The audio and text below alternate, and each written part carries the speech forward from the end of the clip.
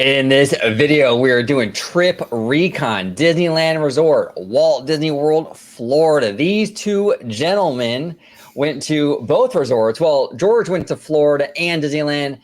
Vash Guy went to Disneyland. We're going to talk about their experience, the current state of these resorts, up next on OG 55.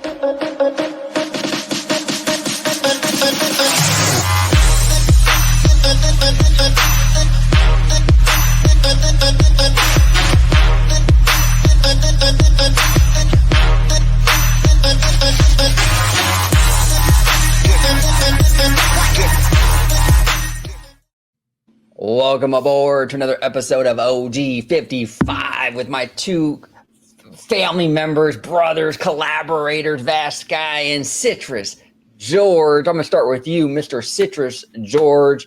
If you could let everybody at home know where they can find you on social media, my good friend.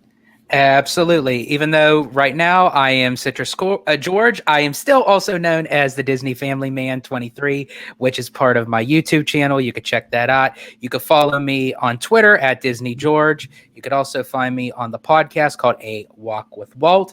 And of course, you'll find me here on my home base with Orange Grove 55, with Citrus Corner, with all that sweet, juicy, but sometimes sticky Disney news and info. There he is. There he is, back in the house. The band is back together. Welcome back, George. Thank you. I'm glad to be back and ready for some robust discussions. Yes.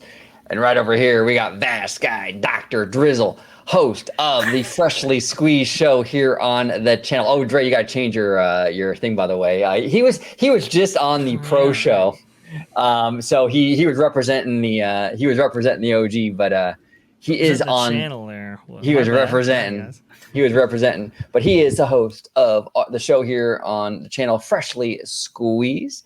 And Dre, if you could let everybody at home know where they can find you on social media, sir. The best place to find me is going to be at Vash Sky on Twitter. It's going to be right down there. Just go ahead, type it in, and it should pop up for, as Christine Waysense McCarthy would say, for all of the robust discussion right there. And if you want to see me, well, it's going to be on the channel you're watching right now. Well, Orange Grove 55. So that's at least it's right there. I have to change that. I will. But we have some amazing shows on such a network, including Orange Grove 55 and Orange Nerd, which we cover everything regarding the Walt Disney Company, entertainment industry, and everything related to C-Suite and all of that.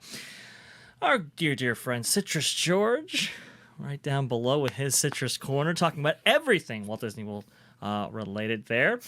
We also have Story Geeks with Jay, where we talk about the stories that impact our lives. I believe he's right now publishing a series all about the young Indiana Jones Chronicles.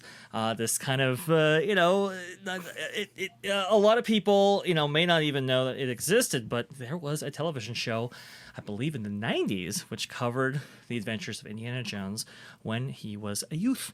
And a very, very cool series that actually came out and was a platform for what would actually become the prequels, if anybody didn't know. So you definitely want to check that out and subscribe to the channel for more on that. But you can also find my show there as well, Freshly Squeezed, your source for juice, news, and info, squeezed fresh, right from the Grove. Perfect. All right, so Mr. Citrus Corner, Mr. Freshly Squeezed, we're going to dive right in. So we're going to start our Trip Recon with the Disneyland Resort. Now, you fellows were down there a few weeks ago, right? And apparently you guys have some thoughts as to operations, as to the overall kind of happenings around Disneyland. Dre, I will let you go ahead and set the table, my good sir.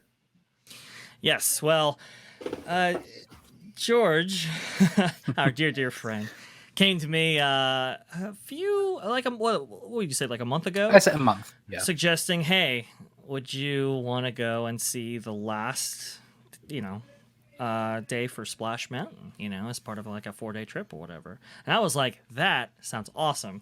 And initially, I wasn't able to go, but through the help of you fellas, I was finally able to go and join in on the fun, and it was an absolute blast. You want to go ahead and share my screen there?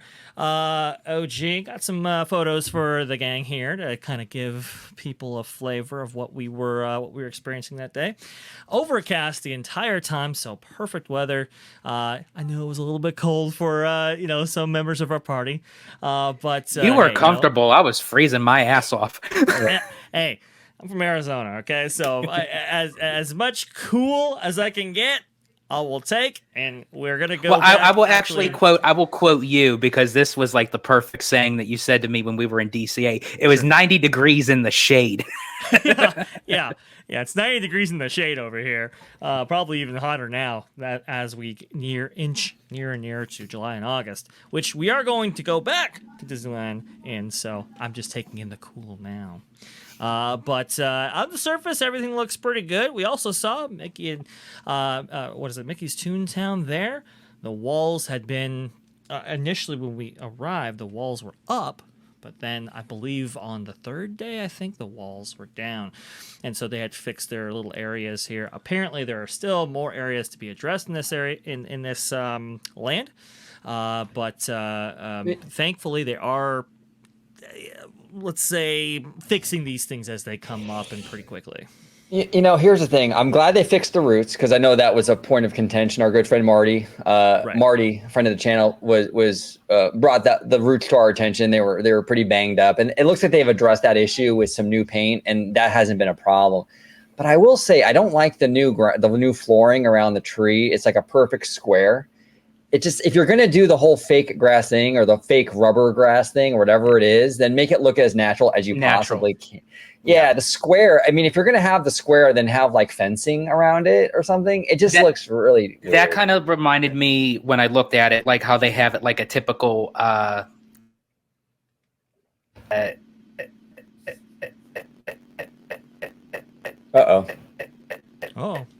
George, we're losing George.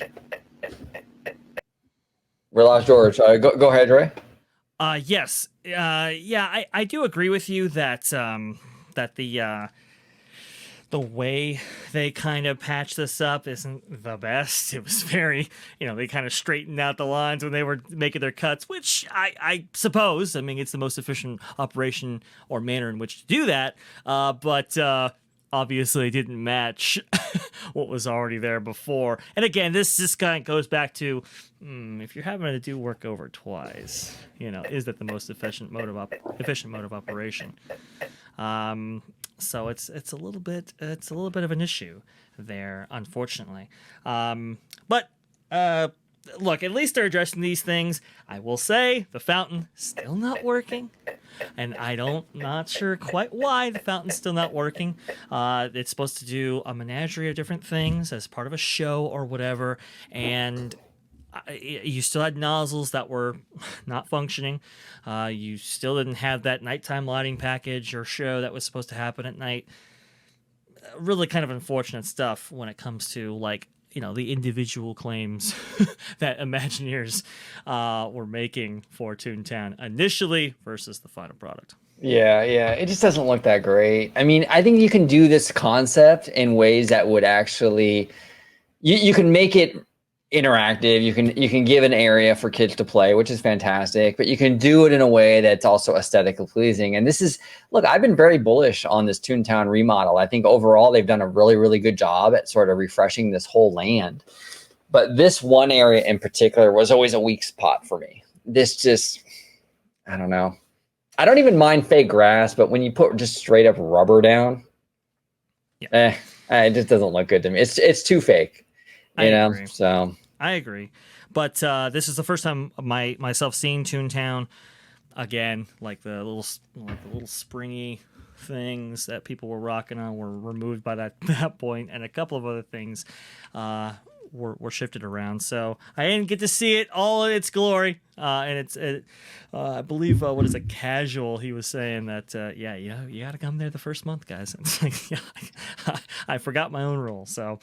But we'll see how this land develops. We'll be watching on it.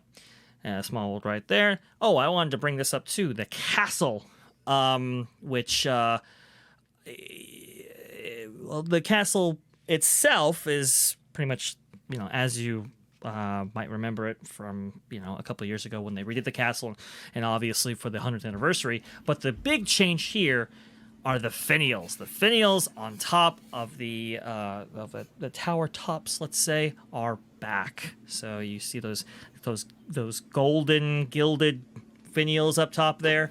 They have been finally restored, so I can finally take photos of this castle again. I would guess that whole thing, that the fact that they were missing, they were probably damaged or something, and they had to like maybe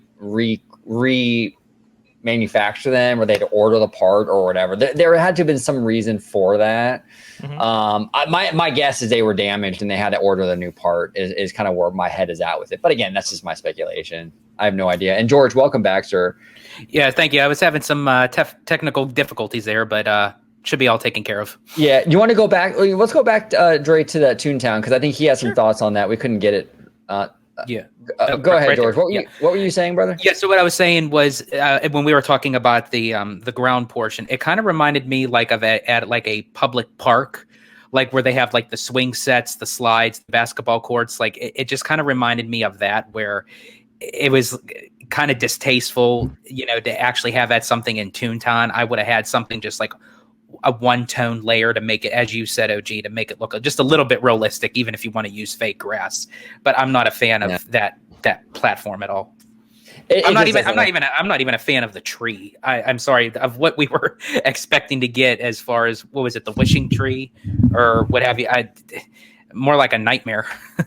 Well, yeah, I was expecting more like a miniature version of like the Swiss Family Robinson tree, like a man-made tree. So when you create it, when you sculpt it, you can make it really, really whimsical, and with the giant roots and all that cool stuff, and just really make a kind of a cool magic tree. And to sculpt the roots and then put a tree that is obviously so much smaller than the roots it represents, it just looks super fake and inorganic. And then you put the kind of the foamy green around it. It just doesn't work. It's then just throwing up like several lanterns. It's like it's very unappealing. And ironically, this was actually when I heard the concept, this was actually one of the things I was the most excited about with Toontown, because it was like kind of dedicated to Walt Disney. I thought we were really going to do something with this, and it just turned out to be a real dud. It looks like everything else got a lot of love, and this part, like the budget fell out. Disappointing. We'll see. Well, there were happier times, fortunately, and things that superseded our expectations, which I'll include as the actual parade itself, the Magic Happens parade, which I believe, George, that was the first time you saw it as well, if I recall. It is in person.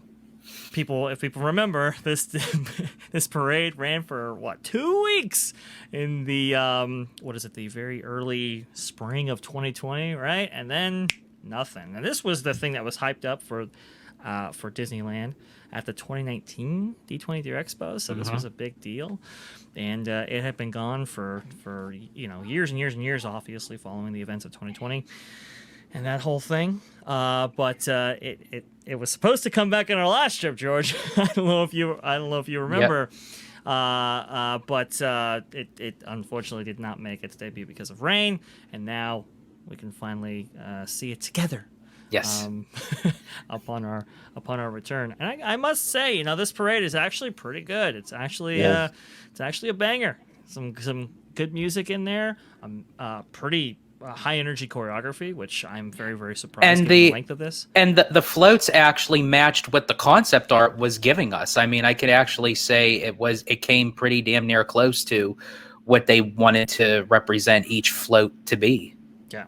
You can't necessarily see it here, but the costume design is amazing. Like, it is really, really strong, really, really phenomenal. I was extremely impressed with not only the choreography of the dancers and how they moved in their costumes, but the costume designs themselves.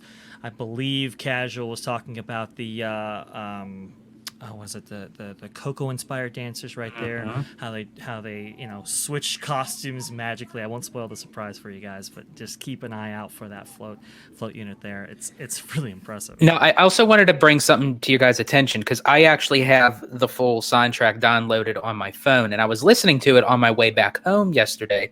Sure. And at the very end of the parade, they say one line, and it's very quickly. It's part in the remix where they actually say "zippity doo dah." Yep. Was that mentioned in? Because I mean, I might have not have been paying attention to it, but they still kept that in the. They removed it.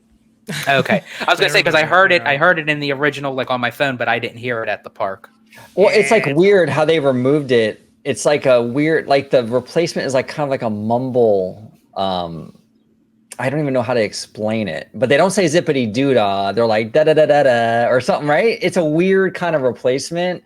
I really can't put my finger on it, but it is. Yeah, they removed it from there, and honestly, a lot of people were speculating on whether or not they were going to remove it. I believe Disney themselves confirmed it, and even if they didn't, there has been no performance of this parade that has included the line. So they got rid of it. yeah. Which we will be talking about actually in a moment.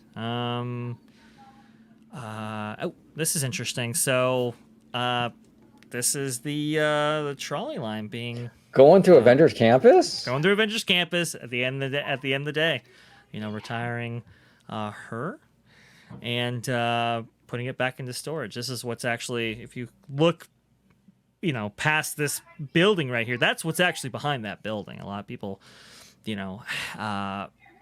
have their thoughts on what is actually behind this Avengers building. Well, you can actually see right there. There's nothing.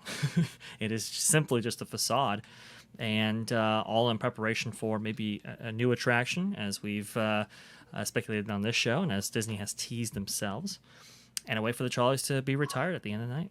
Well, a lot of fans, this is the funny thing, right? I hear a lot of content creators and stuff complain about how, like, oh, the trolley is really weird going through Avengers Campus. I'm like, are you Disney fans? Like, do you not notice the giant fucking monorail circling the Swiss Alps right next door? like, I don't understand. Like, oh God, this is a bridge too far. Like, what are you talking about? It's like, whatever. I mean, you have a train pulling into Tomorrowland, a steam train.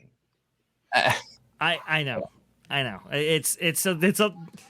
I don't get bent out of shape about those things. I mean, I understand that they're going for a heightened sense of immersion with these new lands and so forth, right? And the standards are much higher. But I don't know. I always found when you have a steam train going through Tomorrowland, what is it?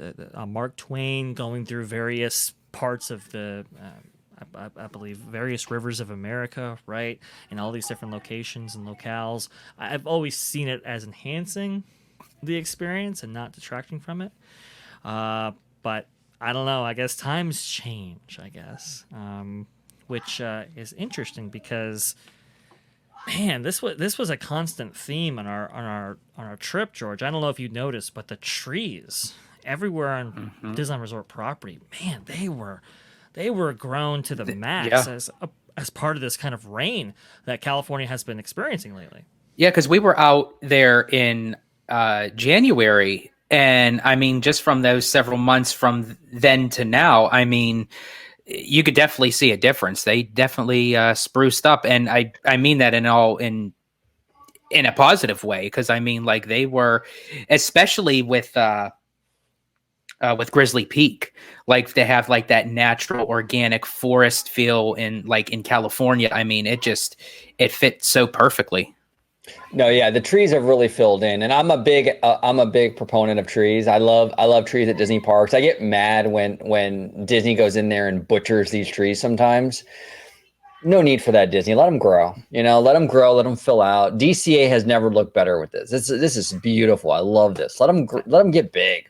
Absolutely. The areas around, not only Grizzly Peak that you're talking about there, George, but these areas right here, everywhere around the previous Golden State area, Rivers of America, as you're going into Star Wars Galaxy's Edge on the Critter Countryside. That was also, pretty dense and highly forested. So that was good to see. I agree with you, OG. I don't like them when they butcher these trees. Let them grow out. Let them fill out. I think it is always good. Also, too, I want to go ahead and mark on this. This is our our accompanying traveler, Mindy here, which was phenomenal to spend time with her.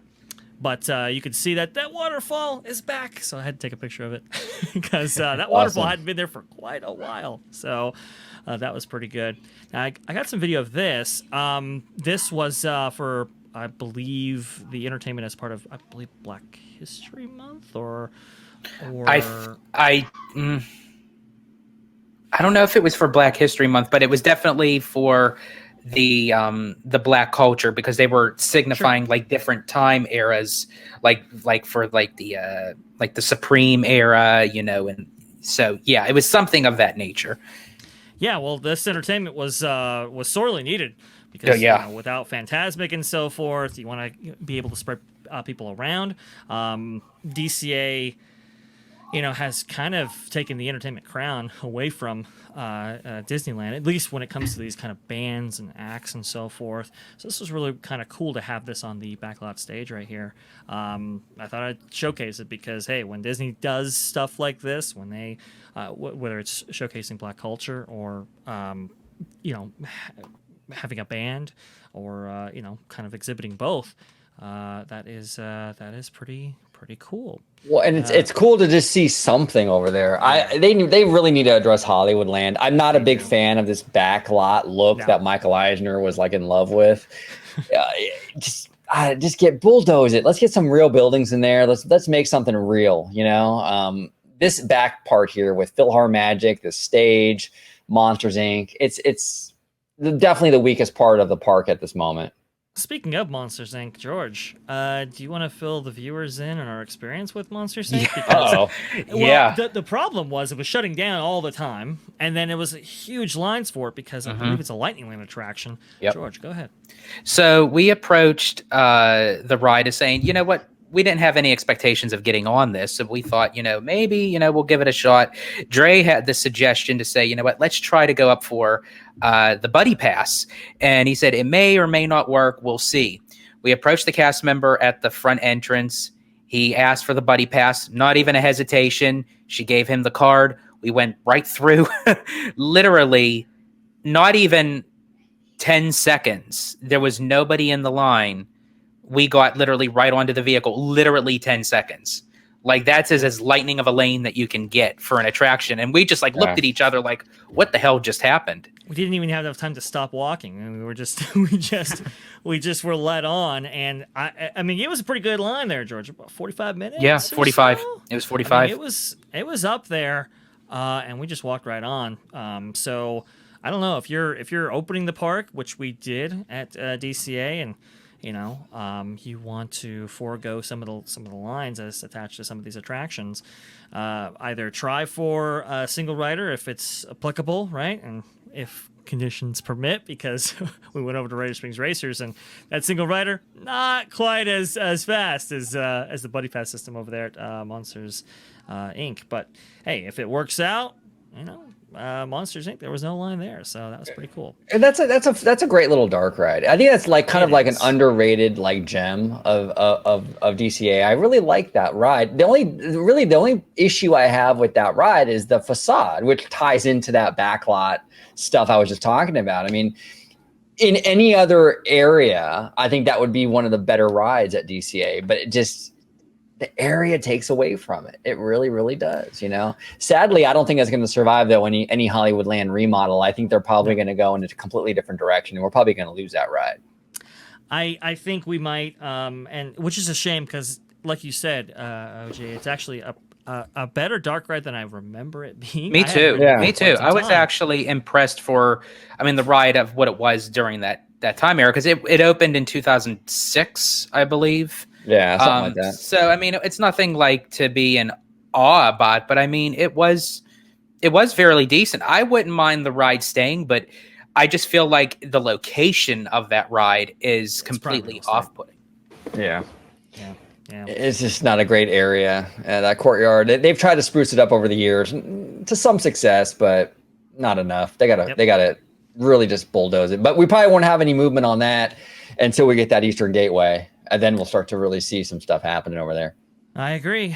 I'm highlighting these series of photos here because people were asking in some other chats on some other channels about Phantasmic and what the status is of this. Now we know that it's not going to come back at least until like Labor Day, if I'm not mistaken. So it's going to be quite a while. But in the interim, when Phantasmic isn't showing, they are still doing the fireworks viewing over here with the projection and water package, which is That's good cool. because that tells you that Phantasmic infrastructure that we were very concerned about is, still at least as it relates to the fireworks viewing is still operable. So I have some pictures of them setting up there, getting the towers in place, lighting in place, all of that. But also, we were on the Disneyland Railroad, and we could actually see from the station that, yes, they were actually doing the fireworks stuff. So that is good. Why not make use of it, right? Why not make use of it? I mean, they don't need the stage for that. It's just the water jets. Right. Makes sense.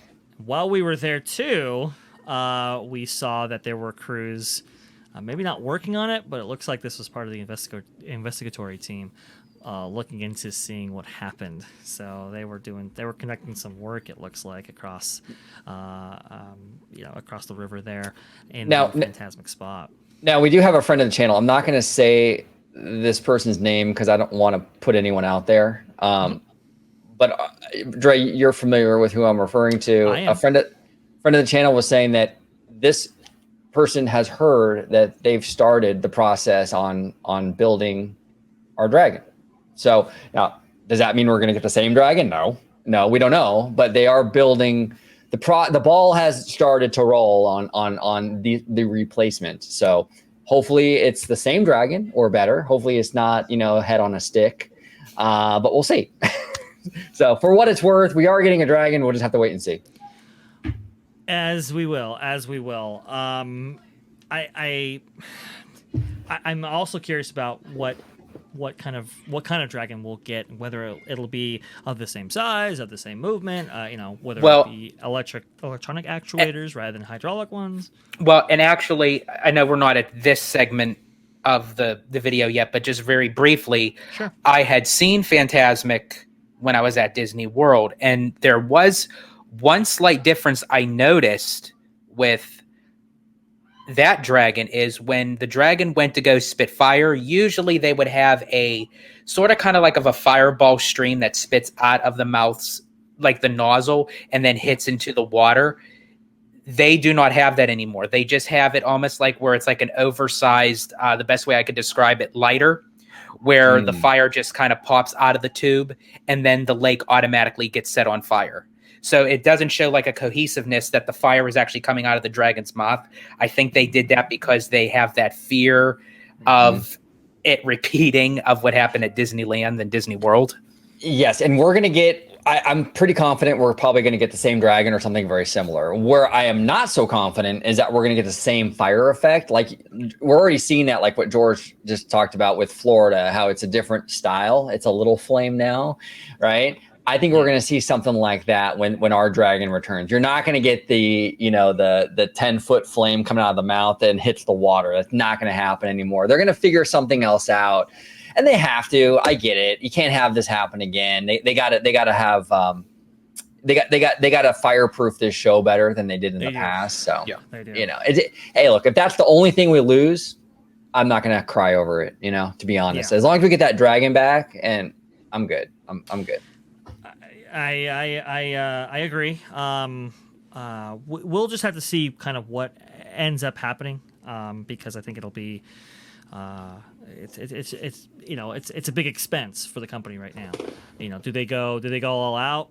I'm not quite sure, but we will see there. I wanted to go ahead and begin to highlight some of the things that I saw that were not as good, maybe, as maybe they should have been. Maintenance is becoming a little bit more of an issue than it had been previously. You'll note that I've been pretty complimentary of how the state of the park in general and so forth with some of this stuff, but unfortunately, that just hasn't necessarily been the case for individual attractions. This is the Mark Twain here, and you can see along the banisters and so forth. It's really dirty. It's not been maintained to the highest quality that maybe we have previously expected for this attraction. There's some wood rot in some areas and so forth. That was kind of discouraging to see. I don't know when the Mark Twain is scheduled to go down for refreshment, probably early next year, but some things that need to be addressed. Now, one attraction that is going to go down pretty soon here is real quick, Dre, before I move on to the next one. Can you go back real quick? Sure. I think they might have started on this one. Now I could be wrong, but when you go down, let's see, give me 1 second. You can see. Okay, hold on. I'll tell you when to pause it. It'll be just a second from now. Okay, give me 1 sec. Sorry, everybody. I just want to show something real quick. Okay, pause it right here. Yeah. Okay. See, there's an unpainted wood plank right there. That looks like that was newly installed, yet not to be painted yet. Do you see it right next to the white? It's like situated right between the two white spots. No, a little bit lower, right there. See, right by the water. Okay. That it's normal wood color. It's not painted yet. Well, that's the I believe it's the yellow. That's the yellow strip they put on. See that right there? Yeah, that's the yellow strip they put on for connecting it to the various docks. Oh, okay. It looks like wood from here. It's yellow? It's yellow, yeah. Oh, okay. You can see the bumps on it that they it's like a gripping material. Oh, okay. Yes. Yeah, I thought it was just wood. That right there. Oh, okay. Yeah, you're right. Yeah, the lighting is weird. Okay. All right, never mind. Apologize. Yeah, no worries. I got excited for a second. I thought they were actually maintaining it. My bad.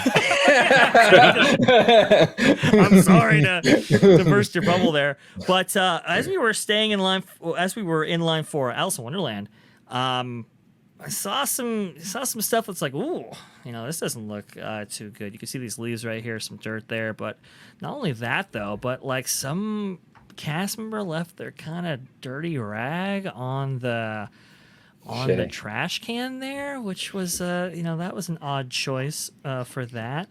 But you can see right here, dirt on the lampshades right there, dirt over here on the leaves and so forth. I mean, it was like dust and dirt up there and these leaves. It's like, what is going on here? Now this unfortunately is going down for an extended period of time. I believe twice actually. Yeah. in a month span. So hopefully these things can actually be addressed. But I'm sure they will. I was shocked. I was like, wow, you're getting right up to these leaves right here. For them to be in this state was a little bit disappointing. Well, and it's disappointing too with the rag. I mean, I know cast members are trained not to do stuff like that, and that's really disappointing to see that. And we've talked a lot about it, and a lot of content creators don't want to ever go there. But some of the cast members just, ever since they reopened from the pandemic, the cast member, the customer service hasn't been the greatest, and there are some that are fantastic. I mean, we'll get into some great cast members, I'm sure, in this conversation. We will. But there's a lot that just don't cut it, and you just got to be honest. And as a cast member, if you're a cast member watching this, you probably know a few people that you work with, your fellow castmates. Is that what they call them, castmates? Your fellow castmates. I'm sure you could point out a few, that are like, oh yeah, so and so is not cutting it, right? They're not pulling their weight. It's just how it is, with any job. And this is a prime example of that. You leave your dirty rag on the trash can like that. Come on, this is Disneyland. You don't do that. You don't do that. I agree. It was kind of disappointing to see. Hopefully, hopefully the culture can begin to change when it comes to,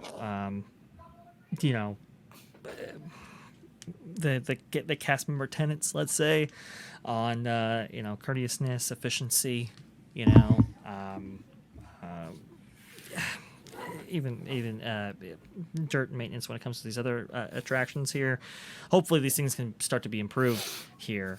But tough times are ahead, which we will get into in a moment. Also, too, they just resurfaced this. By the way, they just applied a new what is it, leather wrap or refurbished this, and it has a tear right in there. See, and this is what happens when you take your kids to Disney.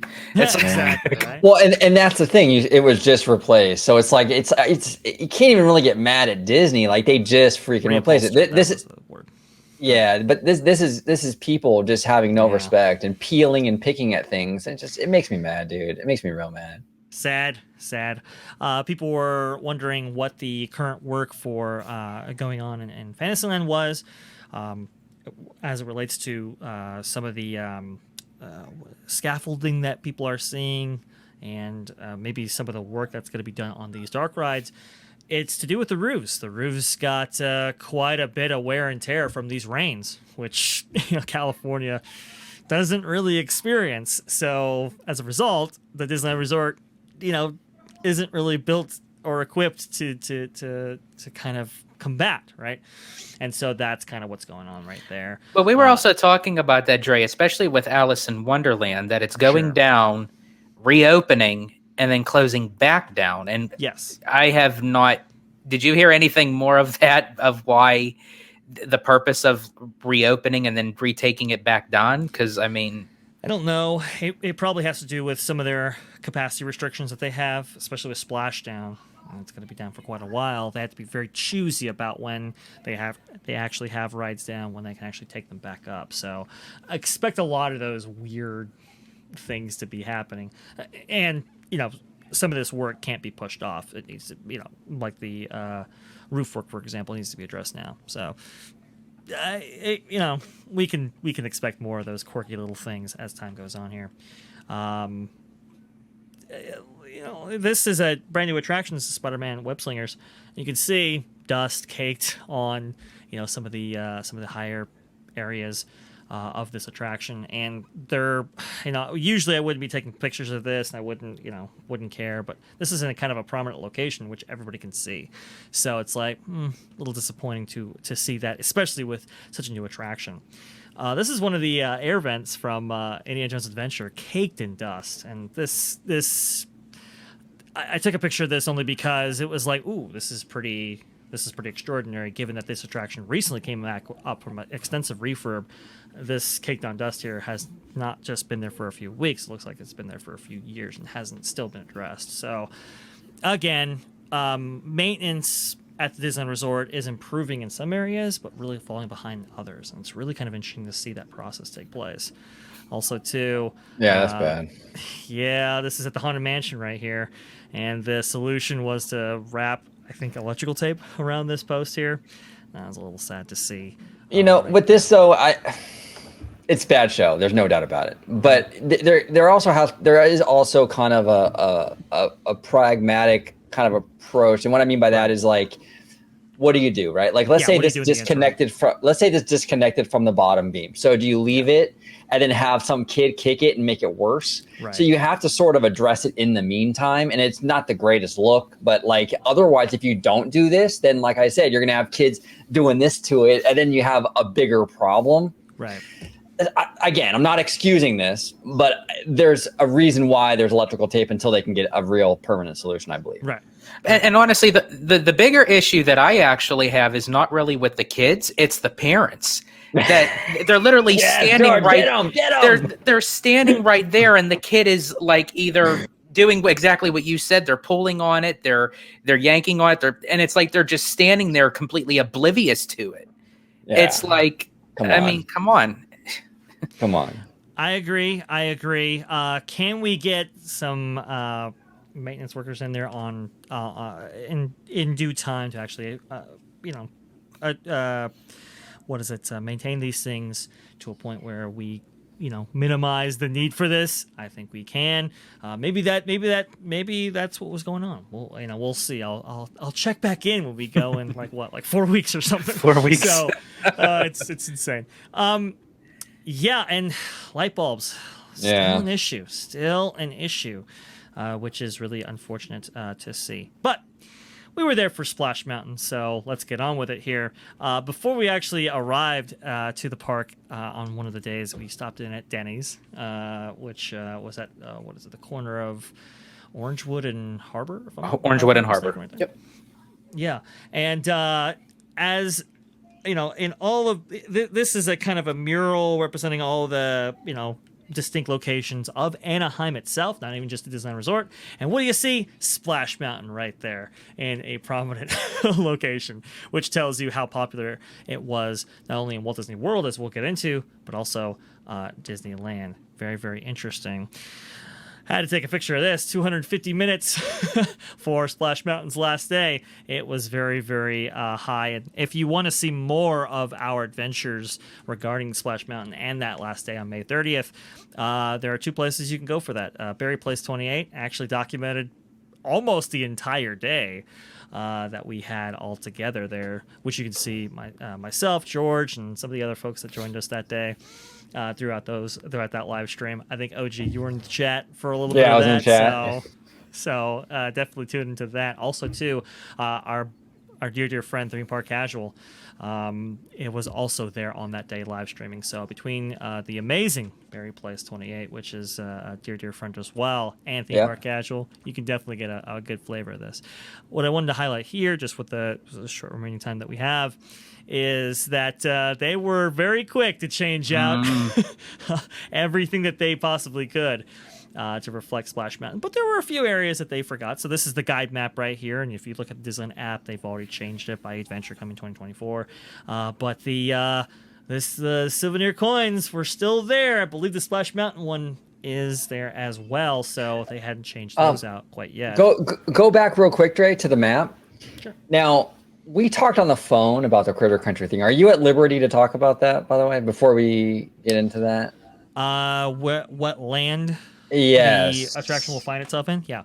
So Imagineers have confirmed, and also if you listen to the audios of both the Disneyland Railroad and the Mark Twain, they have been updated to reflect by Adventure as well. And if you listen to those audio spiels, they place the attraction in Critter Country. Because the use of critters by the Imagineers themselves, they have pretty much confirmed as well that this will be in Critter Country and not in New Orleans Square. And the reason why is because, well, the attraction doesn't necessarily take place in New Orleans. It takes place in the bayou, just outside of the urban center of New Orleans.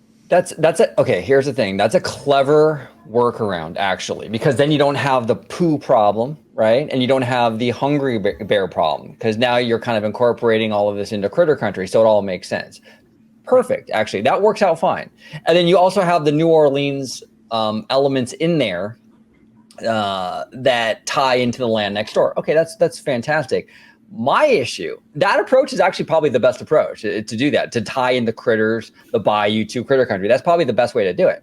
My issue, though, is the 2-year field trip to New Orleans. And why are we doing these lengthy field trips to New Orleans if it's more about the critters and the bayou? That's my rub.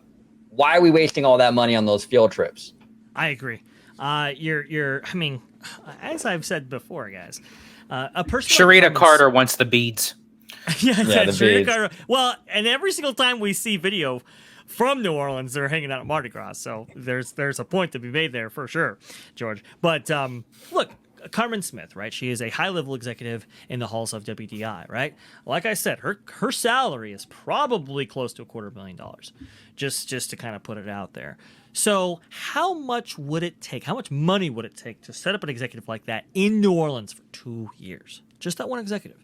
Now, multiply that on the scale of an entire team that had been holed up in New Orleans for 2 years. I mean, it's an enormous resource suck for the company at a time when every single dollar matters. Just look at the box office if you guys don't believe me.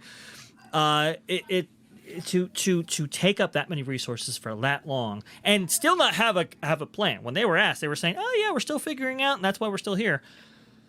The attractions are now closed. this is getting to just to the point of ridiculousness for here. I mean, when Joe Rohde, let's say for example, right, created the amazing Expedition Everest and went up to Nepal and various areas of Southeast Asia to research for the creation of that attraction and to bring that kind of authenticity to life. He wasn't there for 2 years. Right. I mean, a couple of weeks? And that's usually how these research trips go, both for the studio and for Walt Disney Imagineering. And the same thing that Lasseter encouraged the team that was working on Cars Land. He had them do the Route 66 road trip. Right. Yeah. But he wasn't. I mean, they didn't do it for 2 years. Yeah. Yeah. And that was thousands of Well, here's miles. the That thing. had I to be could have researched. saved them the time and the energy to even go there at all. They could have just became subscribers to Disney Plus and put on the fucking movie. There you go. Well, here's the thing. Okay, to be fair, I like to have a little nuance here and like to play devil's advocate sometimes. Do we know if because we get they talk about, like Carmen Smith or whatever, they talk about the field trip every video they Right. drop, right? Yeah. Do we know if these are they referencing maybe the same field trip multiple times? Or If is it I separate? remember, and I could be wrong, that when I was at the D23 Expo and they showed the latest video up on the screen of them taking their trip to New Orleans, I could have sworn one of them said, "We're back in New Orleans." Okay. Yeah, I wanted to double check on that. I honestly don't know, so I just wanted to I kind could of be see. wrong. I think that's what I heard. Okay. The Imagineers, speaking with Dusty, who did get invited to New Orleans to cover some of this stuff, was told by an Imagineer that they had been there for 2 years. Now, on and off 2 years, back and forth 2 years, I'm not sure. But Okay. 2 years, even if it was back and forth, Yeah, that's come too on, much. This is That's absolutely crazy. ridiculous. And look, it's not to say that this time has been completely wasted. I mean, they are No. researching into archives, museums, all this kind of stuff to get as much authenticity as possible. But what is it resulting in? I mean, I think what is it? Prince Naveen's brother, I believe, younger brother, right, has that kind of that drum set in front of him. And apparently that was modeled after one found in a museum. And it's like, okay, well, that's great. that's an extraordinary level of authenticity. But how impactful is that going to be for the actual show? How many people are actually going to know what that is from, or have any sense of the authenticity that is taking place there versus how much we're spending for such authenticity? Right, I mean, it just right. doesn't make much sense. So Yeah, and I'm sure this. I mean, I know they're going at great lengths with the music, with the authenticity of the music as well, and I think there's gonna be a lot of like stuff sprinkled in there with the authenticity. But you're right, right? Like you're spending an increasingly amount of money right. to get authentic, and it's like, what's the return on it, right? Like, how many normies are really gonna give a shit, right? I know. That is the big question right here. We'll go ahead and wrap this up so we can get to George's Walt Disney World leg of his trip, because it's an extraordinary unexpected trip that you had. So I want to go ahead and get to that real fast. Like I said, there are some remnants of Splash Mountain that are still present, which was very, very interesting and still haven't been changed as far as I know. One of those areas is actually the map here. The Braille map that they have located in Disneyland's hub. You can see right there, Splash Mountain still there. So it will take some years probably for these things to be removed slowly but surely. Also, too, in the map here, and what is it? The lockers. Can't really see a.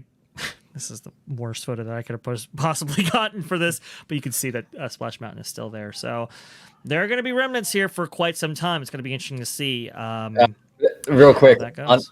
on this photo, man, the glare said, "Fuck you, you're not showing Splash Mountain right I know, in the right? area." That- No, it's not happening. I had a better photo, but this is the one. So sorry, guys. I can tell you right now, it's there.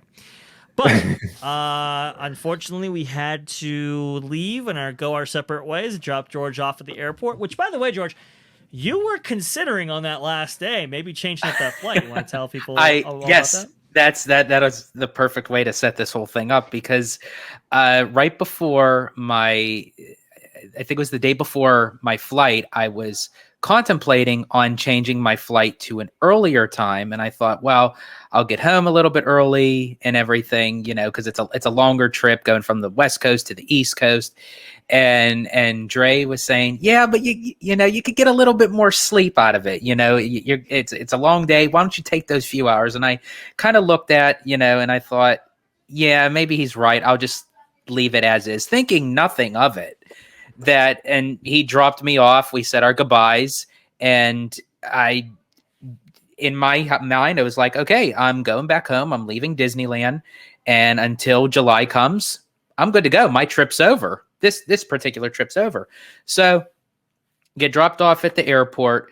I end up having a connection flight to Denver, Colorado, which then I would have a smaller layover in Chicago, but I wouldn't change planes, and then go from Chicago back over to Pittsburgh. Well, what ended up happening was they said that there were several storms between Denver, Dallas, and Kansas. And there was something that a lot of the flights had to be grounded in that region. So my flight then got delayed by several hours. And then it got delayed again by even later hours. And I thought, I really wish that I did change my flight. But then it got canceled completely. And I thought, oh, geez, I'm stuck here in Denver. I do not want to be stuck in Denver. I'd rather have been stuck in California. I could have went to Disneyland. Oh, but you could have visited Jay Shear. He's in Colorado. I did think of that. I actually did think of that. I was like, oh, that's right. Jay is here. And I kept on saying to myself, I was like, damn it, I should have changed my flight.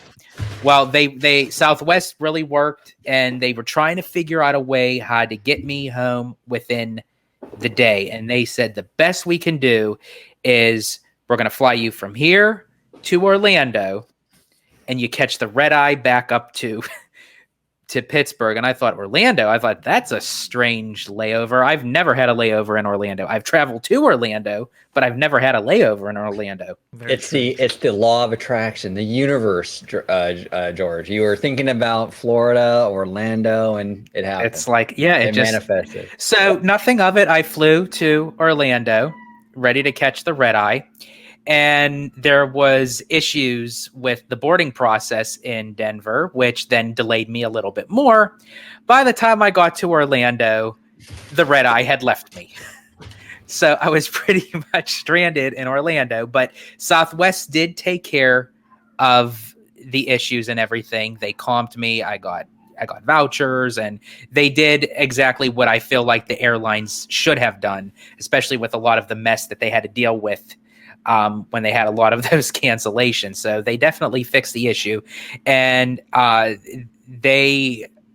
was going to stay just overnight and catch the first fly out the next morning.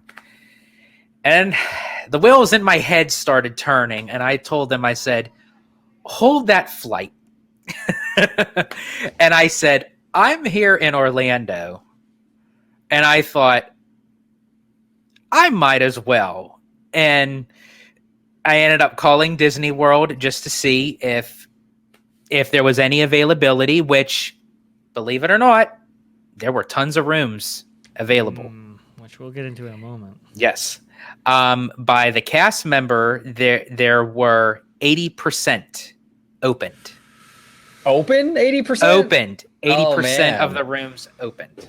That's crazy. I thought you were going to say they were 80% full and there was like a 20% availability. No, it's 80% open. That's crazy. Yes. That is, what, 20,000 rooms? I mean, yes. 25,000?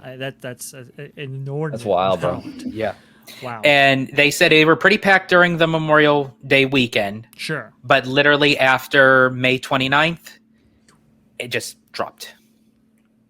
And That's crazy. they were honest about it. So obviously they had a room. I have my my Incredi Pass, and I thought, I'm going to take 4 days to go to Walt Disney World. And I thought, I can't believe I'm doing this. So I ended up calling my mom, and I told her the situation. And I said, excuse me, I'm going to Walt Disney World. And she said, you had your layover in Orlando. Why does that not surprise me? Yeah, exactly. So I ended up catching an Uber over to All-Star Movies, and I got checked in, and I immediately called Trey, and I said, "Oh, wait till you hear about my little fun adventure." Yeah, That's hilarious. And it's interesting because while you were in Orlando, my mother and I, and even Mindy, when we were driving home back to Arizona, we were talking and discussing about propositions for the actual trip that we're going to have in July. So you were able to tell me that story, and I was able to tell you a few things on my end. It just the way it worked out was unbelievable. I mean, we were all cheering for you, George, as soon as we heard that you were. And I've done spontaneous trips before, but I've never done a spontaneous trip on top of a spontaneous trip. It was surreal. Like, I literally, when I left California, I automatically assumed I was going home until July. Little did I know, I ended up, it started out as 4 days, but then I thought, I'm here, I'm adding 3 more nights. So I ended up staying a whole week at Walt Disney World. George, treat yourself. Treat yourself, brother. There's nothing wrong with some self-care, some little Disney World time, Nothing wrong with that. Now, you got some... I was going to say, you got some thoughts, though, on this trip, huh? I do, and it's especially because after the cast member told me with the 80% open, and I thought, okay, maybe it's just rooms, maybe people are staying off property, what have you. But going into the parks, and I thought was very, very telling, because this was at the beginning part of my Walt Disney World trip, it was on a weekend. A weekend in June, kids are out of school, people are off work, and I go into the park, Magic Kingdom, first day, and you can literally walk wherever you want. You're not shoulder to shoulder with people. There was no crazy, even if the stage show was going on, you had a small group of people, but it wasn't like where it was completely backed up all the way to Main Street. You can still maneuver your way through the parks. Go ahead and show my screen there, OG, and give people a sense of what he's talking about right here. This was me looking to Adventureland, right? Correct. I was literally, and the park had just opened. I was there for rope drop, and I stayed in Main Street a little bit, but you would still normally see people. I mean, but this is literally, I had basically the whole entire walking path to myself. That's wild, man. I mean, it's Frontierland Beach, Liberty Square. Mm-hmm. Now, there was an article, I think, George, you actually shared it with us in the DMs the other day, that kind of showcasing how the Florida area theme parks are really struggling. Not just Disney World, but apparently Universal, SeaWorld. All these parks are seeing a slowdown over there. It's the economy. It's the economy. It's the economy. It's economy. It's the inflation. All that horrible shit going on right now. And people are just aren't spending money on vacations. Now, Disneyland is still packed because Disneyland has a bunch of locals that get in for free, basically, and they bring their own food and water. But when you go to Disney World, you don't have that same that local fan base you can kind of pull from. It's not as recession proof. No, I mean, at Florida, it's not at all. It was busy. That's probably the best way. Yes, exactly. It was the Motley Fool that I shared. Yeah, and it was funny how they actually had it showcased on the web of, again, not just with Disney World, but Universal and SeaWorld as well, where it's like they're already seeing a slowdown. And we talked about this many times where Christine Waistlines McCarthy, I got to give credit where credit's due. She said it's going to not be a not so good quarter, and it's already showing that way. And especially when you release a hot ticket of for the summer of $400 for 4 days, right, with no park reservations, that means that they are anticipating not enough crowds that they don't even need to utilize the park reservation. Right. Correct. I'll go ahead and read a little bit of this here for you guys. Can Disney World, Universal Orlando, and SeaWorld survive a slowdown? Orange County tourist tax collections declined in April for the first time in more than a year. A couple of conventions also have pulled out of the Orlando market. Despite heading into the peak summer travel season, operators are picking up their promotional activity. The long-term thesis for the theme park stocks remains bullish. Recent news suggests a summertime swoon could happen for theme park operators. It doesn't mean that you should skip the ride. It's not business as usual for theme park operators in Central Florida. Walt Disney, Universal parent company Comcast, and SeaWorld Entertainment aren't exactly hitting the ground running, heading into a historically potent summer season. The ghosts of vacations past, present, and future are haunting Orlando these days.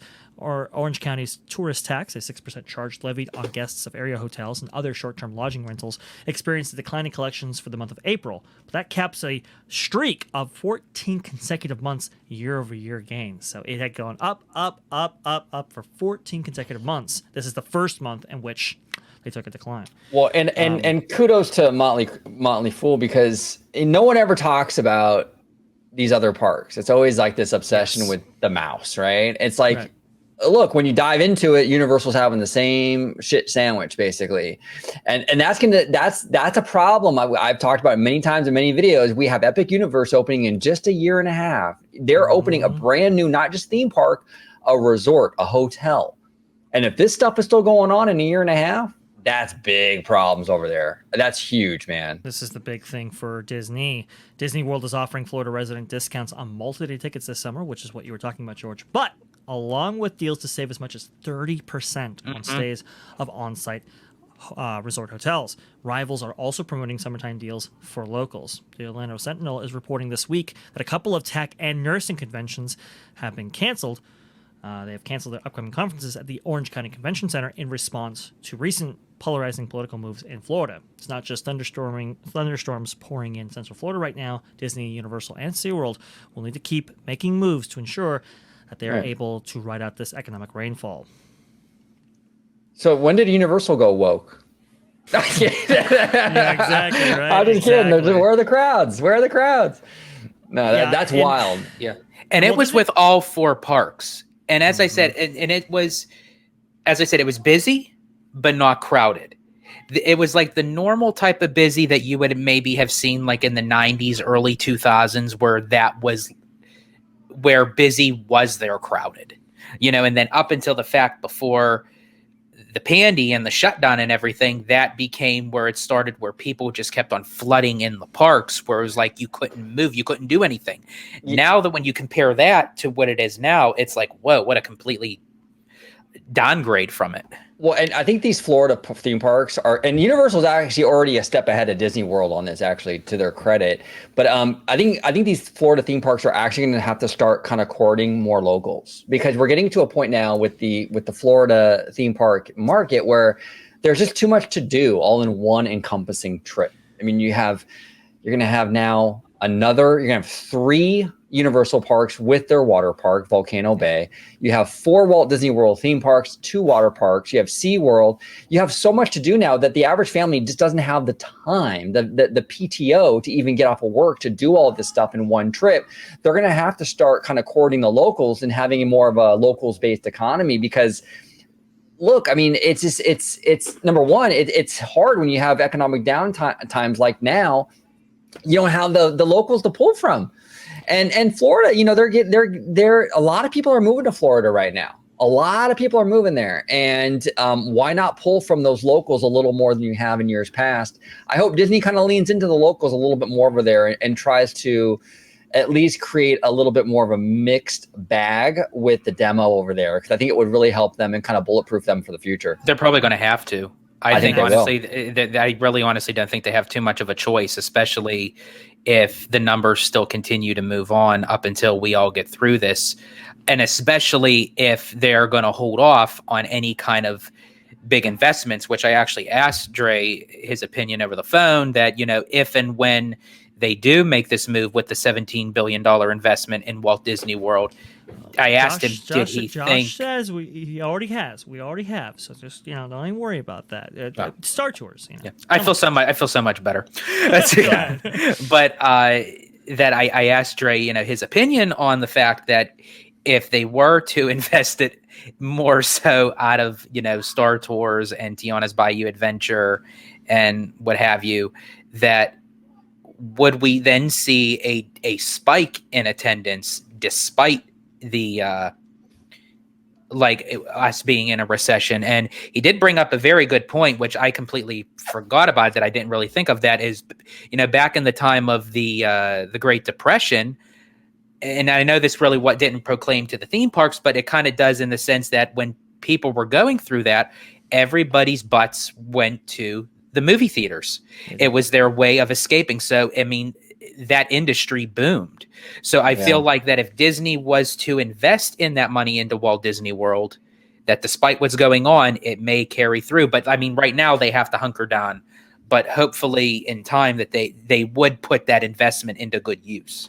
And that's why a lot of industry investors have proclaimed for a while now that the theme park investment, no matter if it's a down economy or up economy, is a safe investment. And this is one of the reasons why Bob Iger continued to invest in Disney California Adventure, for example, during 2008, when it wasn't necessarily popular to do so, right? And by the time that park had gone through its reimagining for almost 5 years there, they were ready to take on the crowds that had been in which had benefited from an economic restoration, if you were.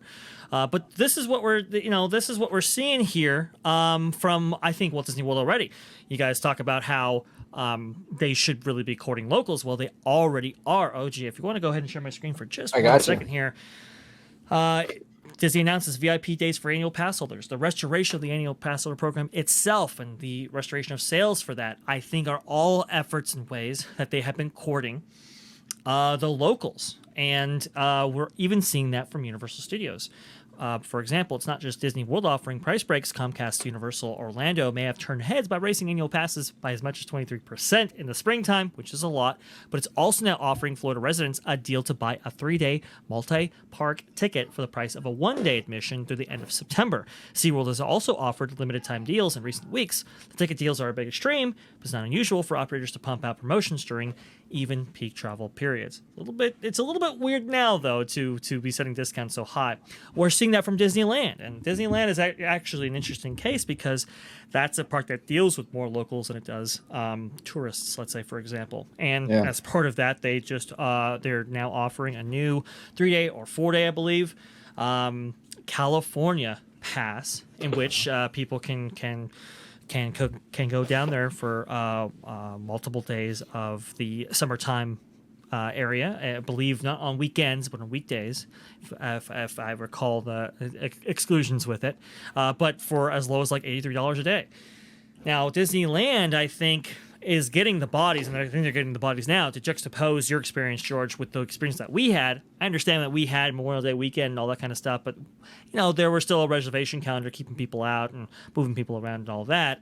I don't think we experienced anything less than like a 6 or 7 on the crowd scale at Walt Disney World. I'm sorry, at Disneyland. Whereas Walt Disney World, it was a little bit lower.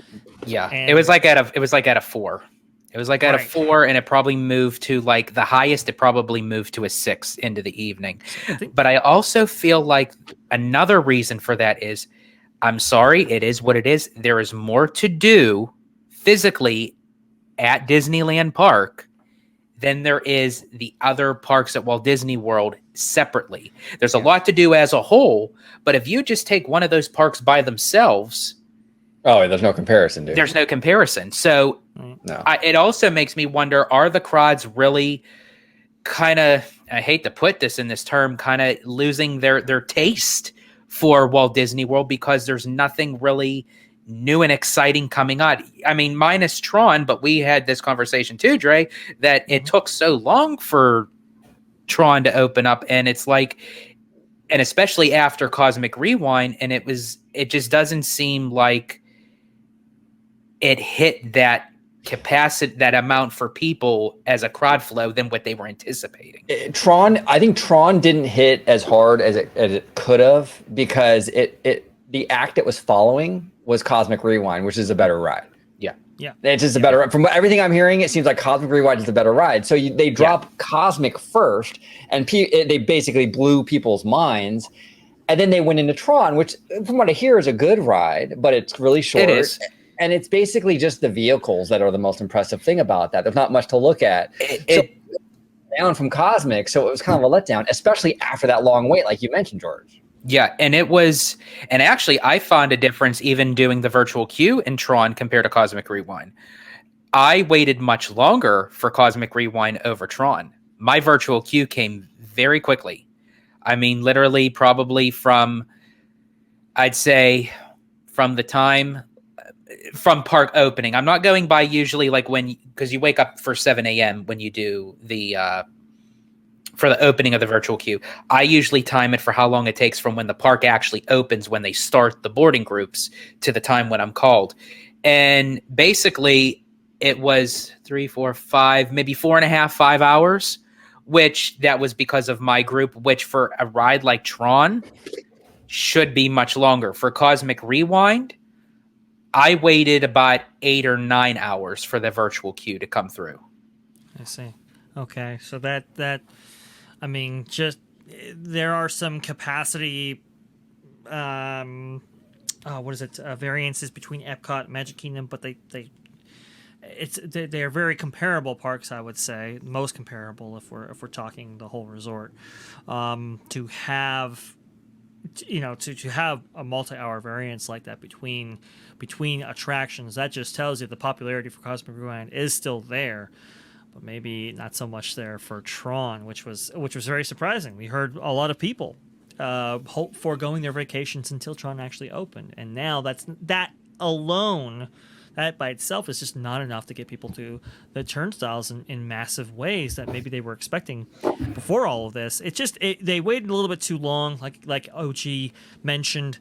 To have Tron come after Cosmic Rewind was not the ideal for that for the scenario of opening those attractions. Go ahead.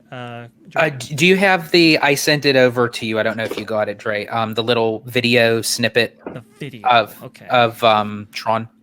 Give me just 1 second here. I'm going to have to load it up. And that's fine. And that's fine while you do that. But as I was saying, so with Tron, from my experience, first off, I was kind of nervous if I was actually going to fit into one of those light cycles. Sure. Any trouble with that? Or No, I fit in just like a glove. Luckily, my calves were not that robust, so to speak, where that bar kind of holds. Because I've seen people. I actually witnessed a couple people, and I felt really bad for them that they really wanted to go on.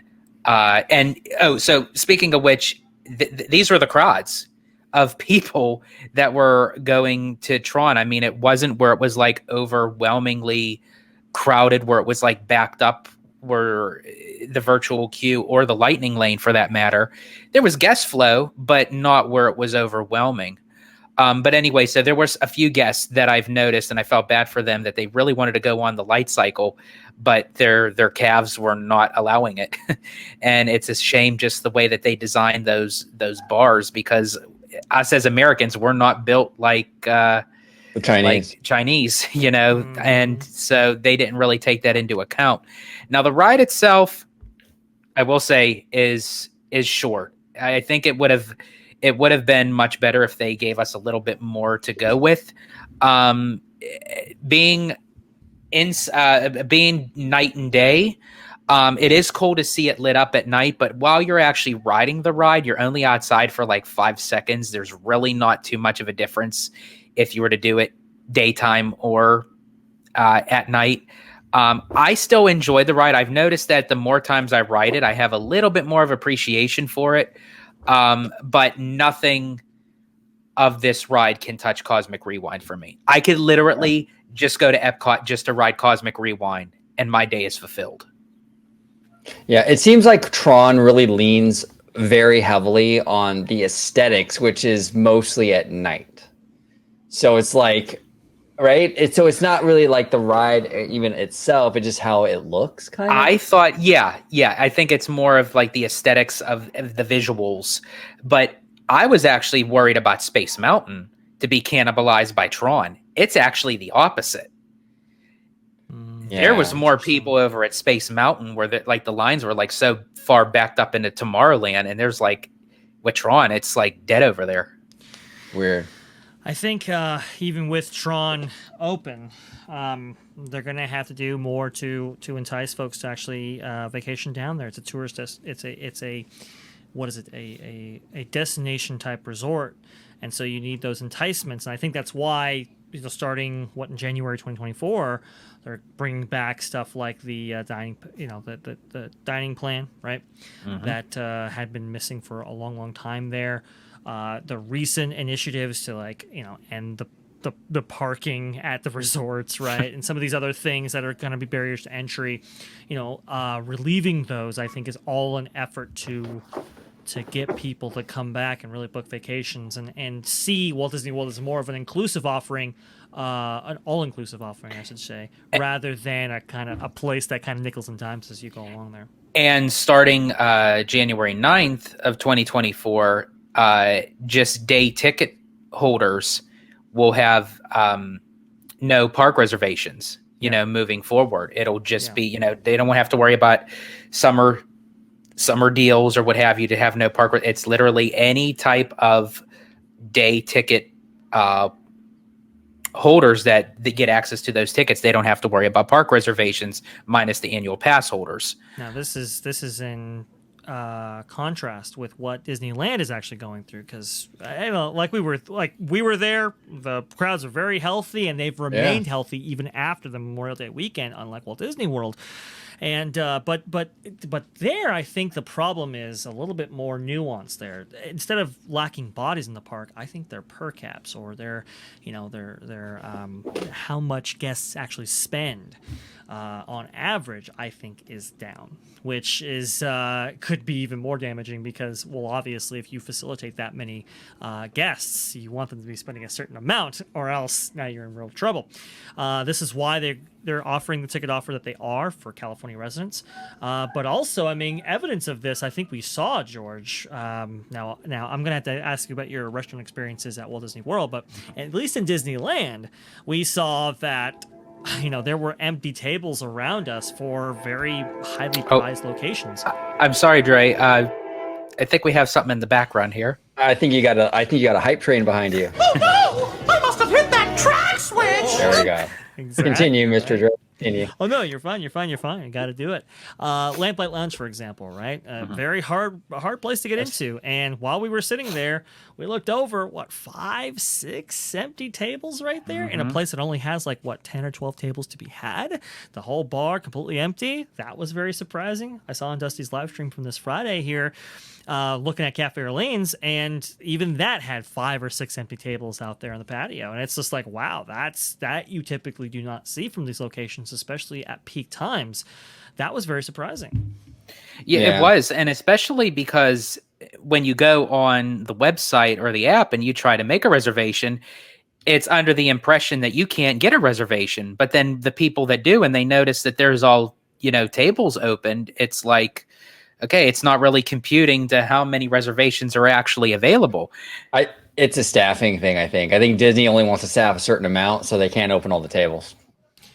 That's what I think it might be. Yeah, but I mean, just to push back on that a little bit there, OG. I obviously they do this, right, where they'll limit how many people they actually facilitate, so they limit their labor costs and so forth. It's kind of a chicken and the egg sort of thing.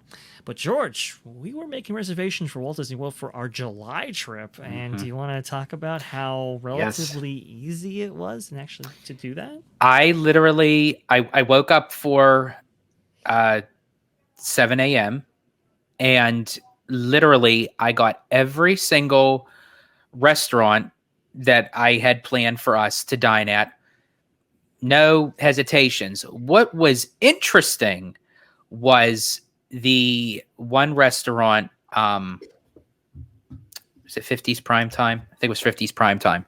That I actually had the dates miscalculated, and I didn't change the date. So it gave me the day's openings. And there was 3 openings for lunch and 3 openings for dinner for 50s Prime Time the day of, as if we were going that day. And I thought, whoa, I got to cancel this one and change it to July's. Otherwise, it would have a reservation. But I checked each day, and there was like how many openings. Now, mind you, there were some restaurants like Space 220, Narcoossee's, that they're a little bit more difficult when they book out. You're pretty much booked up. But for the most part, I mean, even this past trip at Walt Disney World, I've been to Magic Kingdom twice, and both days I made reservations for Skipper Canteen on the spot that day, and there was openings. Oh, gee, that's a little bit unheard of right there. Yeah. I No, that's think wild. Their per caps are down. I think they are. But didn't we just say, though, that they're two different issues, though? Because one of them is empty physically and one of them is busy with the bodies. So Right, wouldn't it be a different situation, though, for Walt Disney World? Very true. Very true. I think for Walt Disney World, I think spending is down overall because of that lack of bodies. I think at Disneyland, I think their per caps are down because people are going, but they're spending less while they're there. I think It's the key holder culture where they bring their own. But then food it's and also to the fact of for the attractions, because I also posted on Twitter that it was a couple hours after the park was open, and Big Thunder it read as 30 minutes. And I kid you not, I timed it. I made sure I timed it. This was including ride time, not just waiting in the line, riding the ride itself and exiting. The whole process took 14 minutes. Wow. I'm waiting on pins and needles, to be honest with you, for this next earnings call, because that will reveal a lot about what happened here and what the entire company is experiencing. I believe that call, OG, maybe you can correct me, it happened at the beginning of August. Is that right? Yes, sir. Okay, well, hopefully we'll. All right, I don't know if it's the beginning. I don't know if it's the beginning of August. So I know it's August, but yeah, it's coming up, a couple months. But yeah, these photos that Dre put up, this is at Hollywood Studios. This is right to the right of me where I'm taking the photo is the Grauman's Chinese Theater, and I'm looking at the theater for the Frozen sing-along. But I just did a full circle, and I've never seen the parks, especially Walt Disney World, at this state where there's literally dead space. It's crazy. It's absolutely crazy. And Dre, you are correct. It's Wednesday, August 9th. So basically the first week of August, essentially, is the next earnings call. You were absolutely correct, sir. So we fortunately we all get back right before then, which we can cover it on the day. But this is this is something right here, But I also think too, with Walt Disney World not having Magical Express, it's less enticing to invite visitors from other states when you're making them rely on their own transportation. Yeah. So to actually get them in the resort, I still don't understand what the mindset was or strategy it was to get rid of Magical Express. The ultimate restoration has to be Magical Express. We will see if Bob Iger can actually make that deal, which everybody is highly anticipating.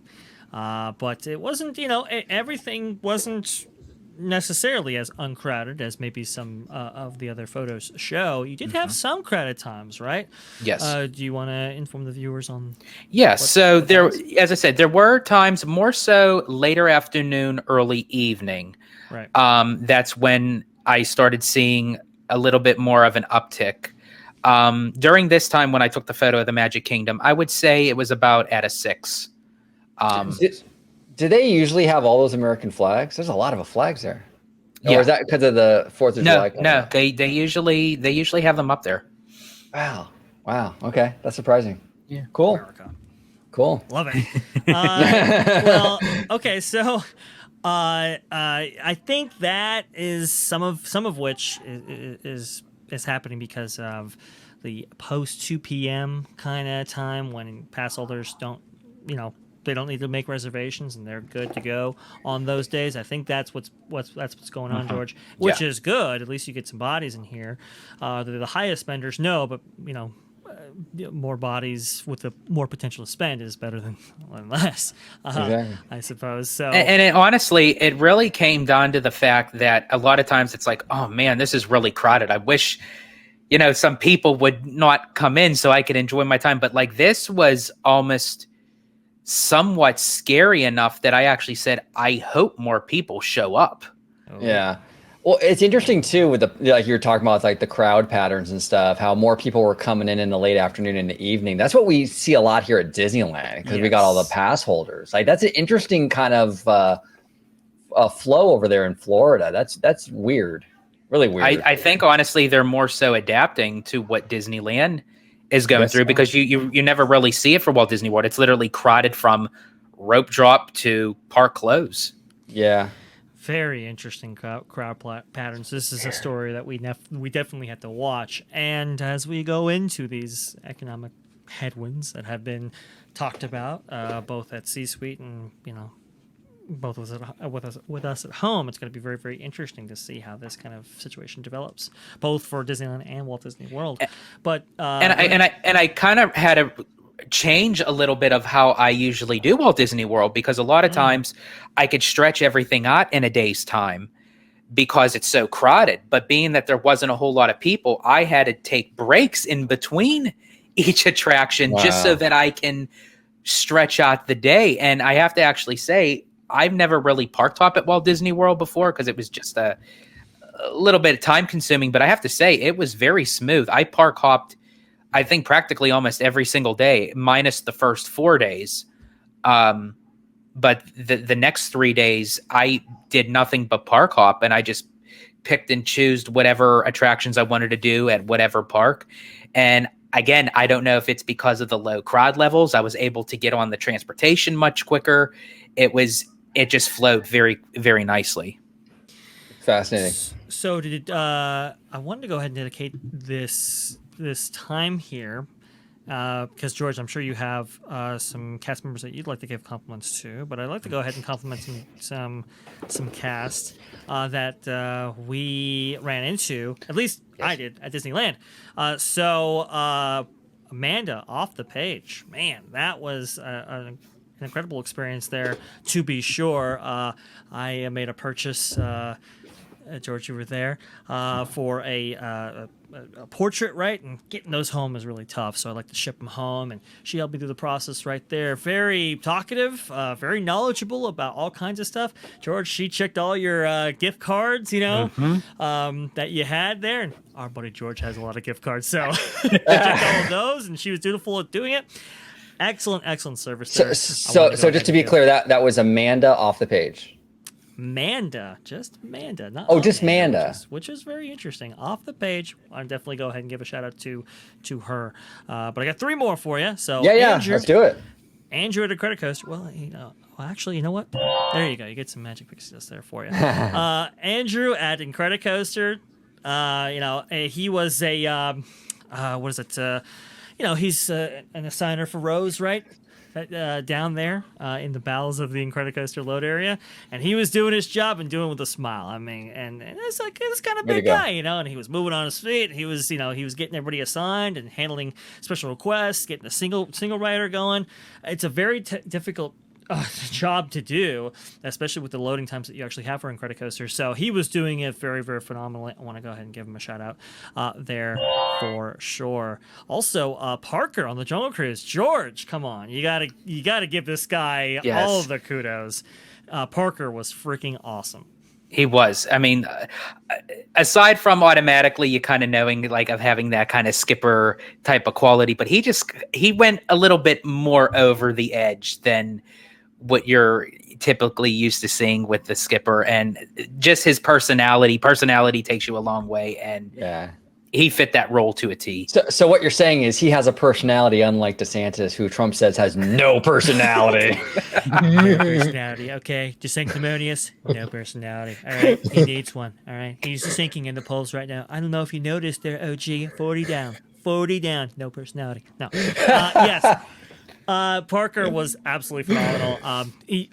Our friend Mindy was actually filming, and he was playing to the camera in some scenes and really making her footage really, really magical, which I'm sure she will include in an upcoming video on her channel, Miss Magical. Well, yeah, I mean, she's Sweet Magical Mindy, so magical moments are her thing. Exactly. So just absolutely phenomenal. Gotta give shout out there for sure. And last but not least, Michael over there at the Grand Californian. So this is a security checkpoint that goes into downtown Disney, not into California Adventure. This guy was also, what is it? Very chatty, talkative, very kind of a guy who was laid back. Some security guys, they take it maybe a little bit too seriously. He was, really having fun with the guests that were actually walking through, and hey, the metal detector goes off, you got to wand him down. He was, making his comments and making people laugh and stuff like that. So I want to go ahead and shout out Michael as well. And all of those, by the way, were on the last day. Yes. George, we were kind of talking about how the cast members were a little bit subpar this time. We had gotten the pushback again at Cafe Orleans when it came to splitting up the checks. Yeah. Everybody knows about that. Well, that happened again, guys. And actually, an honorable mention to another cast member, being that you mentioned that, Dre, is even though we didn't have him as our waiter, we did see him there.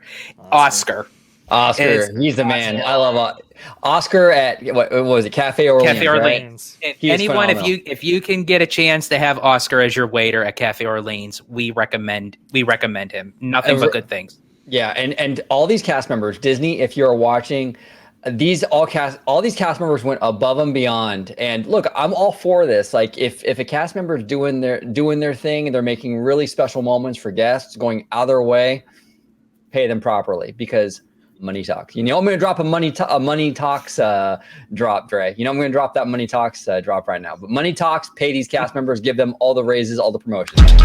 Everyone silent. Listen to my money talk. Money talks. And George, what cast members are you shouting out today that Disney needs to start making their money talk? There's actually a few. Dale at Star Tours, he actually went off of script, but the way that he went off script was he played to us as the guests, and where there were 2 birthdays, he said, okay, we only have 10 seconds to sing this, so everyone has to sing in unison really fast. So we all sang happy birthday like within 10 seconds. And then he said, I have to go out and shut this door. He said, it takes about 15 seconds. And he said, you could quote me on that, time me. He came out, he went out, shut the door, came back, and he stopped and he looked up, and we all said 14. And he was like, well, I'm glad that you all paid attention to actually count. So it was, and he actually admitted, he said, I'm off script here. So he said, I might as well, it's no turning back. He said, I'm going to stay off script. And then he kind of just did his own thing. So even though at times you would say, okay, the cast members should really stick to the script, but if it's done well and it's done tastefully, I mean, he was phenomenal. So Dale at Star Tours at Walt Disney World was phenomenal. And our cast member at Star Tours as well was actually pretty good on that day. I can't remember her name, unfortunately, but she was actually doing a bang-up job there. Let our boy Casual actually record on the flight, which he hadn't been able to do before, so that was pretty cool. Yeah. Any other Walt Disney World cast members, George? You want to shout out? Anybody in particular? I think I have another one. Melina from the Boardwalk. She works in the little pizzeria. We had a nice conversation and, kind of talking, how she started at Walt Disney World and what have you. And I tell you, I'm always a big fan of the Boardwalk pizza. So, had a nice conversation and some good pizza. So definitely she made the experience quite kind of memorable. Yep. Very sure. Like I said, OG, I was not complimentary of the cast per se. For the days leading up to our last day on our Disneyland leg of this trip here. And I was a little bit, miffed. I was complaining as we were going in, like, come on, you got to get, the culture there is kind of sunk a little bit. They're just filling in the ranks with these very green cast members, and they're picking up anybody that they can pick up, and that's unfortunately eroding some of the amazing cast member culture that they have at Disneyland Resort, maybe even at Walt Disney World. I'm not sure. We'll have to find out. But that last day, everybody really kind of stepped up and shined. Maybe it was because it was closer to the weekend. I'm not sure, but much, the cast members I think were a lot better. And I have to say too, I don't have their names, but basically any cast member that I spoke to at guest relations at any of the parks were phenomenal. I mean, normally, and I mean, with that type of job, you deal with a lot of crap all day, every day, with different situations. But I have to say, it never hindered any of their attitudes towards the position that they were in when they were in their role. That's great. No, that's fantastic. They get the shitty end of the stick all day long. That's anytime you go in guest relations, it's 9 times out of 10 it's a complaint. So they're dealing with stuff all day. So big shout out to them, and I'm glad to hear that you had good experiences over there, George. That's fantastic. Absolutely fantastic. Absolutely. So, Absolutely. And I can't stress enough, if you haven't had Boardwalk Pizza, get the pizza. Yeah. Absolutely. Absolutely. And Disney, if you're anyone at Disney who's by any chance watching this, keep it like, take notes. The cast members we mentioned, and like, I know I dropped the money talks drop, and we kind of making a joke, but like for real though, like, these are the cast members that you should really, you have to keep these folks, the cast members that go above and beyond, pay them really well, give them those promotions. That's who you have to really cultivate and let thrive, because that's a huge part of the Disney experience are those amazing cast members. You want to encourage that. So, George, you were in a very unique position yourself. We have a little bit of time remaining here. You saw Splash Mountain in the future, right? A little bit from what you experienced in Disneyland.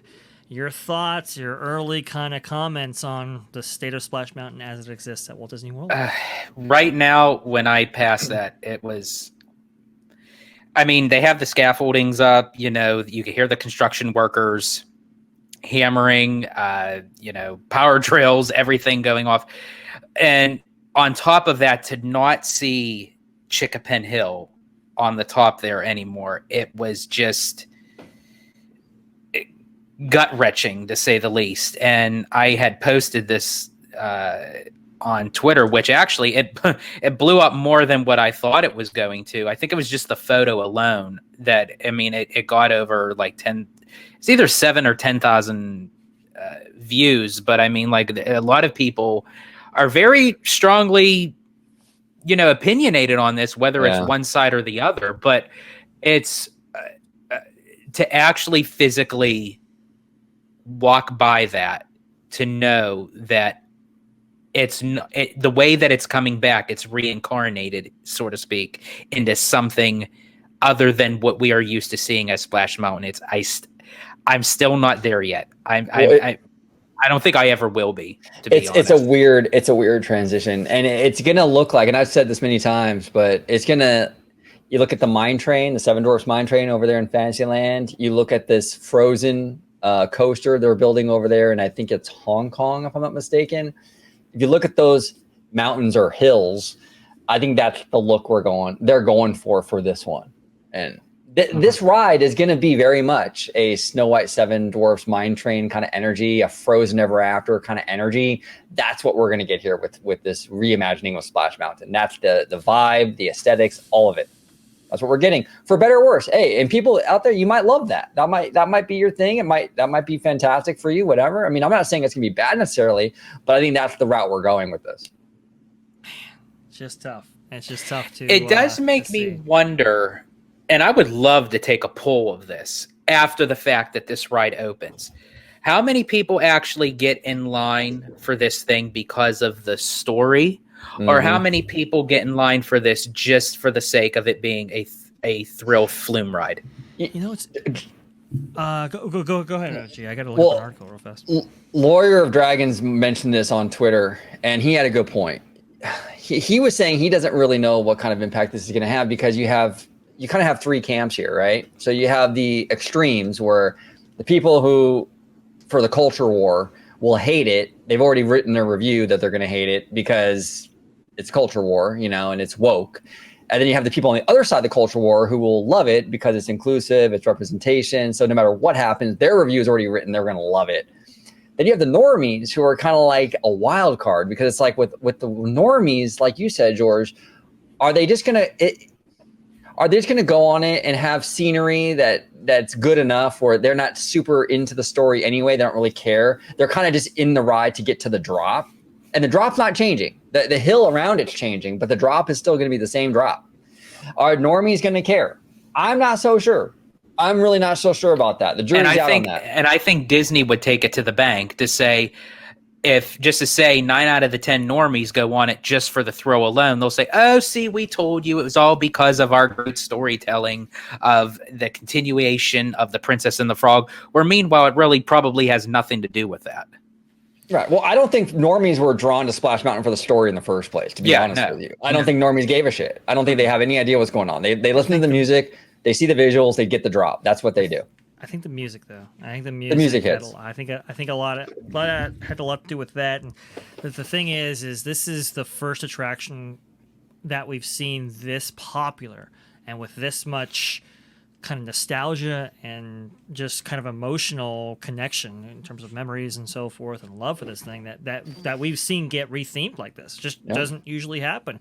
Orlando Weekly right here, study says Splash Mountain is still Disney World's most popular ride despite being shut down. Magic Guide's new study names Walt Disney World as the most popular park. Although it no longer exists, the new study says Splash Mountain is still Walt Disney World's most popular ride.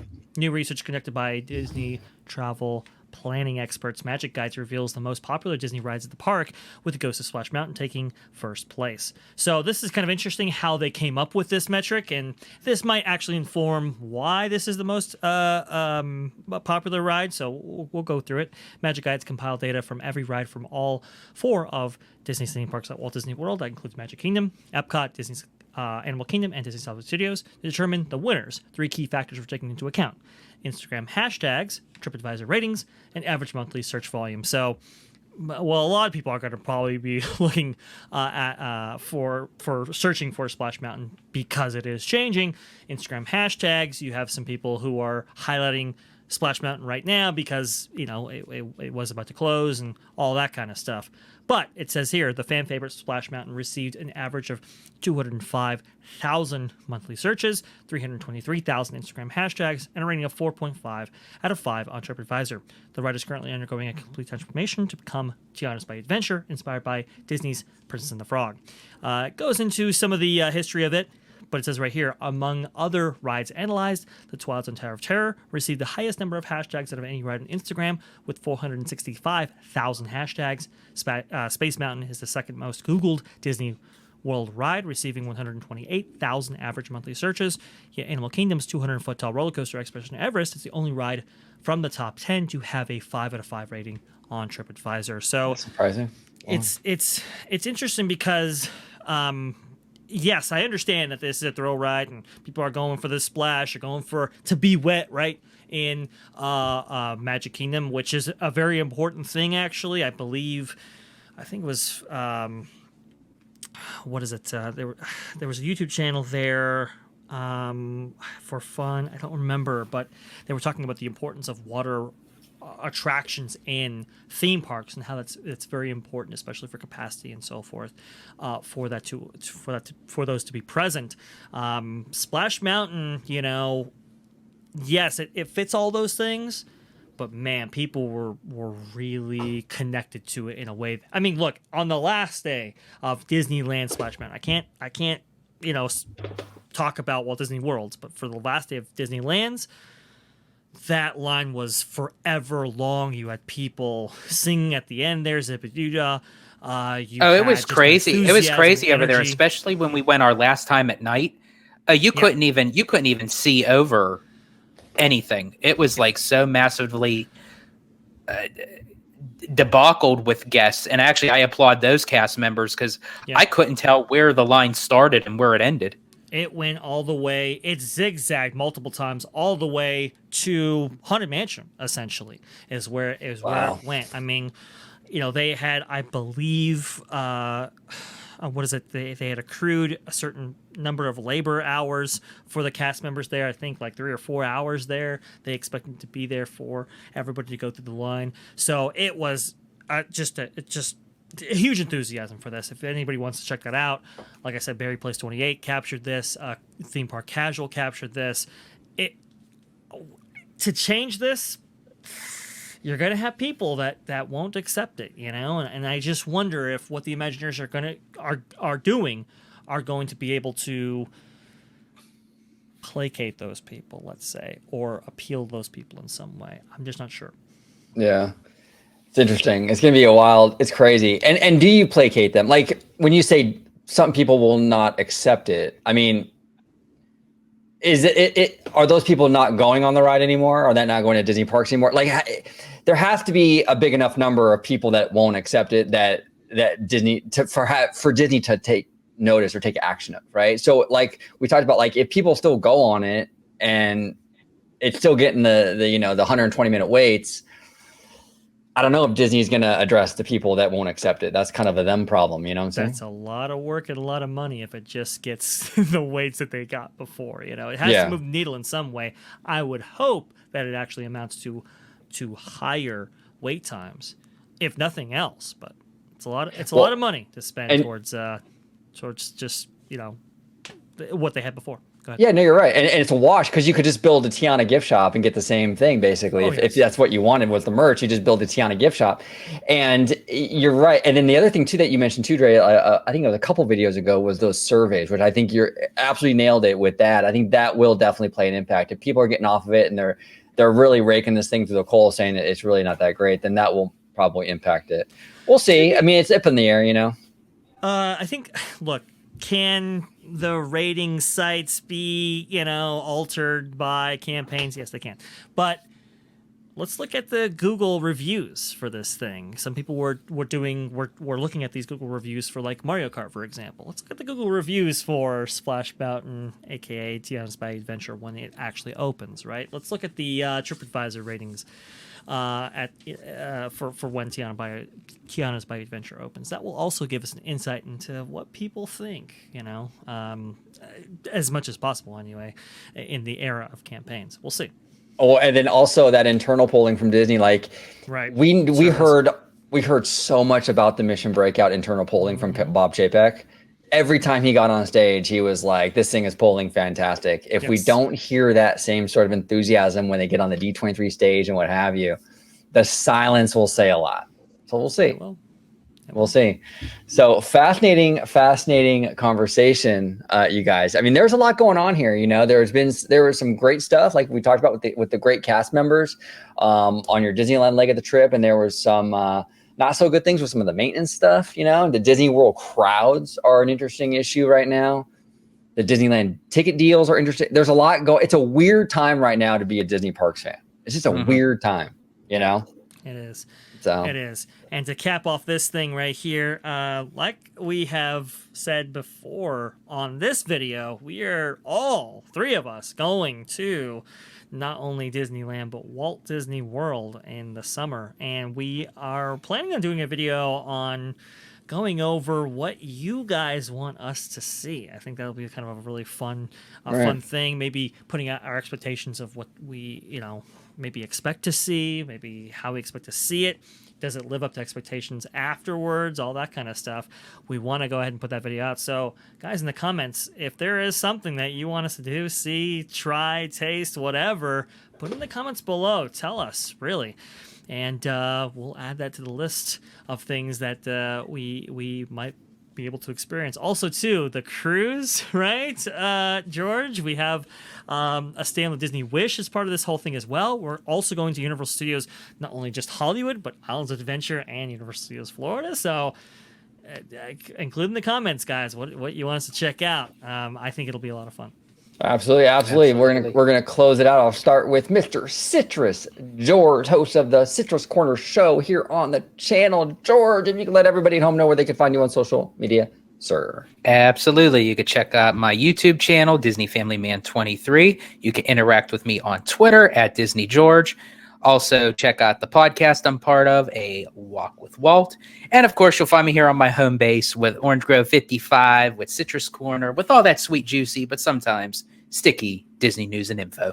There we go. And you're rocking your chain like DJ Jazzy George. Love it.